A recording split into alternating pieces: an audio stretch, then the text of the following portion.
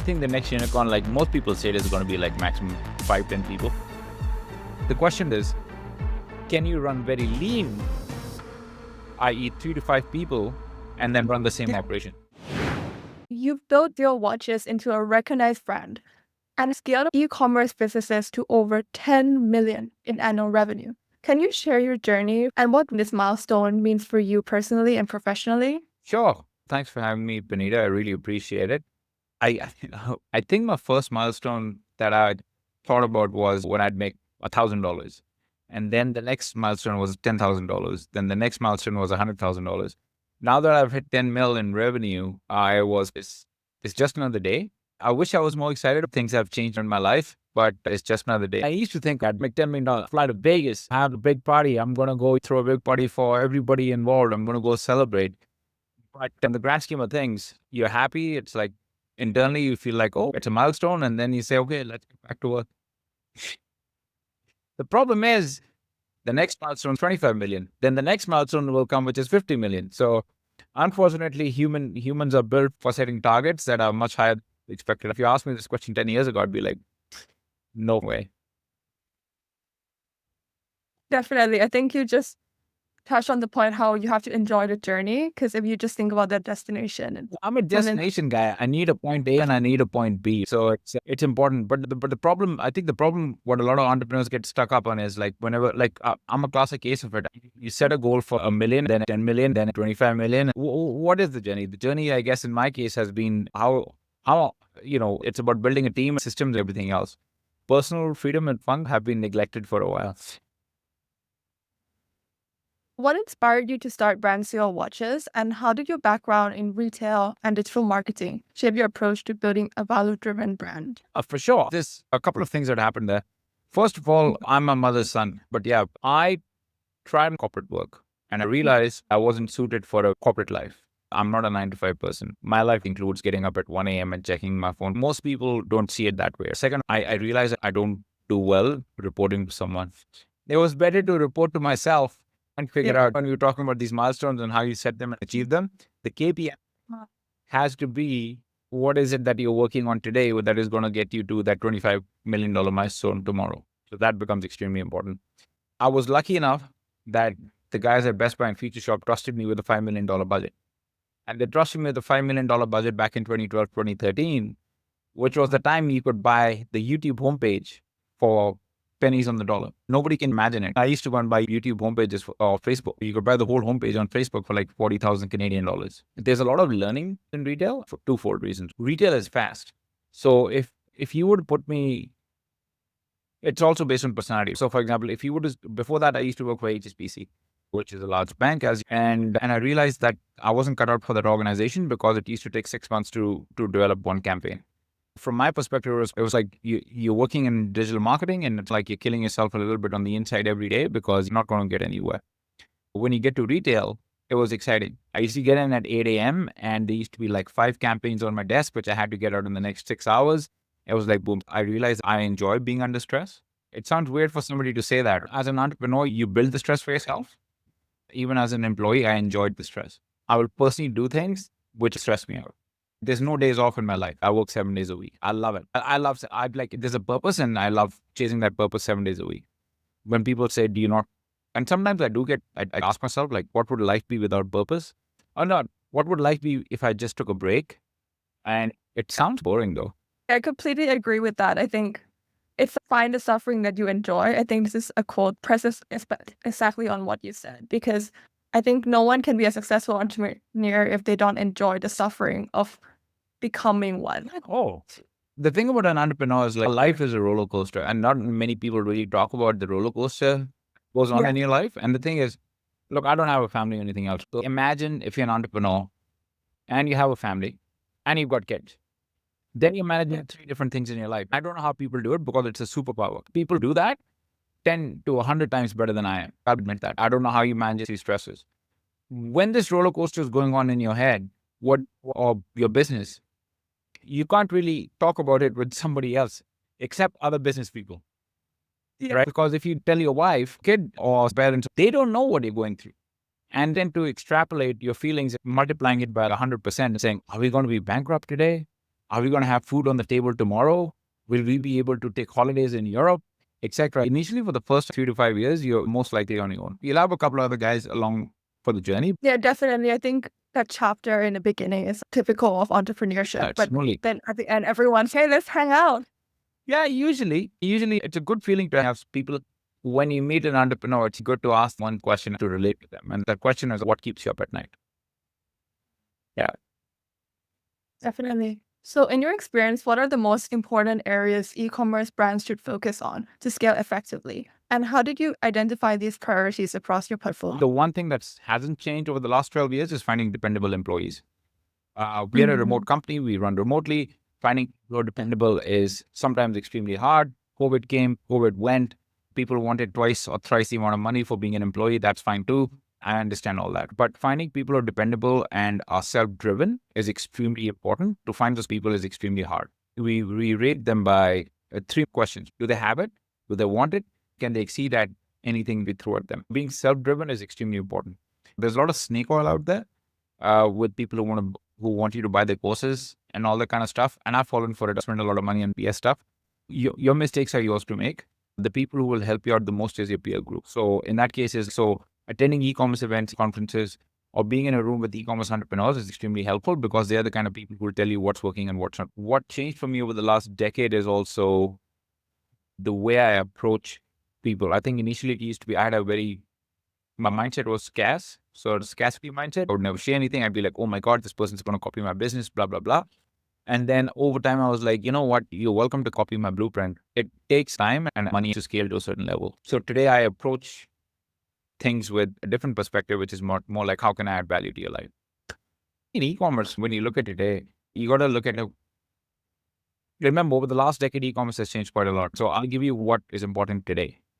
Today, you can run an e-commerce company with maybe 3 employees. It's about leveraging AI to its most effective level so you can actually scale the fastest. Production and logistics is extremely simple in China. And especially when we live in Bangkok, Guangzhou is just a 2-hour flight. So that's why I'm on a plane every 2 weeks. You can always go to China, find different ways to scale and do things, right? The second thing that's becomes quite important is how effective. Look, even the our Chinese counterparts are adopting AI faster than we are in the West. And sooner or later, the edge guys like me had over Chinese companies was, I'm a trader. I'm not going to sugarcoat it. And they only needed me because I was able to market XYZ product for them. Today, they have the money to hire Western talent to do what I do. So what's that? And the gap is closing very fast. So my job and its truest essence is going to be irrelevant in the next 3 to 5 years. The question is, can you run very lean, i.e. 3 to 5 people, and then run the same operation? That becomes the important part. So, if you were to start over, you would run a lot leaner. Not more than 3 people, maybe 5, max. You don't want more than that. Not having large teams, 50 to 100 people was amazing. The leaner you run, the faster you go. Now the metric is how few people can you hire to get to unicorn status. Yeah. Back in the day, it was adding. No, I think the next unicorn, like most people say, is going to be like maximum 5-10 people. If you had to give 5 rules for building an 8-figure e-commerce portfolio, what would they be? And what experiences led you to these insights? Number one is run lean. Run lean on employees, SaaS costs, platforms, everything is open for negotiation. Every SaaS company, or maybe they don't want to give you a discount on the plan. You maybe use the same amount of money to upgrade the plan. There's many ways to skin this cat. Good employees are hard to find. Dependable employees are even harder. So you got to pick and choose. Either you want cheap and dependable, or you want somebody who will cost you a little more, but are dependable and reliable and are able to do the job that 5 other folks that you thought would be able to do. That's an important metric that you need to think about. Most of us, when we start, will go cheap, but then you have to understand that as your organization grows, you need to scale up. Employees at $1,000, $2,000 will only go with you up until $2 or $3 million. Every $3 million, you need to change your management team because your systems start breaking, and then you realize that what got you to 0 to 1 isn't what's going to get you from 1 to 10. Network with fellow entrepreneurs, be it in e-com, be it in SaaS, be it in whatever you're doing, because there's things that they would know that you would be very blind to, and it's always good to have a perspective. And what that essentially means is when you hang around with people who are much smarter than yourself, they will drive perspective much quicker for you than you will have for yourself. Because you working by yourself behind a computer, is you're going to drink your own Kool-Aid and you think, I'm the king and nobody's going to challenge me. You need to be challenged daily, right? I only have 3 out of 5. Is that okay? Yeah, perfectly good. So you advocate being around entrepreneurs. Oh, yeah. Right? In fact, my best ideas come Definitely. around that. I'm patient. I'll go 110% without looking. So I need to be surrounded by people who basically are like, well, you need to slow down and you need to give it time. I'm like, I have an idea. Let's bring it to light in the next 24 hours. Let's not worry about the small. It does get me in trouble. Big whoop. Someday I'll slow down. So move fast, but hang out with other entrepreneurs. Blind around spots. you. You'll always have blind spots. You need to be surrounded by people who make up for those blind spots. How have you prioritized customer experience across your brands? And what strategies have made the biggest difference for your watches and other ventures? The most important thing about customer service is people just want people to speak to. You want to be addressed by your first name. Hey, Panida, how are you? Hello, Ronnie, how you doing? People have forgotten that loyalty is hard earned. And the way to earn your customers' loyalty is by, of course, keeping in touch, asking about important events, birthdays, anniversaries, all that fun stuff. A lot of times people just treat customers as just another order number. From day one, I promised myself this is not the kind of experience we want customers to have. We wanted to sort the customer experience we want to deliver. Unfortunately, I drank the Kool-Aid and read the Zappos book, which is all about how can you deliver a customer experience that Zappos did, which is basically ordering the customer's pizzas because the customer wanted to order pizza and was a Zappos customer. I dreamt about that, but then I realized we're not a $1 billion funded company. So we will do what's within our means. We're a bootstrap company. We just have 3 important things: trustable, resourceful, and human, and we focus on that. What was your Version of the pizza? My version was shipping people a surprise birthday gift, a watch, birthday gift. Because for me, the cost to company was next to nothing. But sometimes you surprise and delight your customers as much as possible with something that never expected on the birthdays. So how do you leverage data analytics and digital marketing in your decision-making process? Are there any specific tools or metrics you rely on? Numbers tell a story. So for us, the one metric that we always look at is conversion rate. So no matter what happens, we always look at how much money, look, we are in the ad washing machine. So how much money are we spending on ads? How much traffic are you driving? And how much of those, let's say 100 prospective visitors who are visiting your website, how many of them are going to convert? Our conversion rate sits between 3 and 5%, depending on the sale and the day. Black Friday will go up to 6%. But it's important to capitalize on the people who are coming to your website and how much they're spending. So including the fact that if I'm coming in, let's say an average watch costs $100. What is the average upsell ratio or the offers that we can provide to these customers to increase that $100 baseline revenue to $150 or $200? Would they like inscriptions on their watches? Is a gift for somebody? Can we gift wrap it? Can we add boxes to them? Can we add him and hers watch? Because mostly guys buy their watches, but it's also, hey, do you want to buy something for your missus or your girlfriend? Surprise her. Things like that. So you feel less guilty about yourself, which is important. That metric is conversion rate on the website, and the upsell ratio of people who've already converted. So what you want to do is you want to increase the basket size of the customer, because watches, unfortunately, are a product you're going to end up only buying once or twice a year. You're not going to buy it more than that. If you're buying expensive, ours is a cheap watch. If you're buying expensive watches like Rolexes for 15 to 20,000, you're going to buy once every 5 years. But it's an addicting hobby. It's a very addicting hobby. So that's why our portfolio is geared towards a scenario where the introduction to the love of watches is through a quartz watch brand. Then they graduate to automatics, which is the next level. From there, they graduate to mechanicals. The ratio is 20% to automatic and 20% from automatic to mechanicals. The price point varies. So it's a $100 price point, $300 price point, $600 price point. So you're increasing your basket value and let's say the lifetime value of the customer while increasing the basket rate per customer. People become a watch person and then become an even more advanced It's a person. very addicting hobby. Trust me.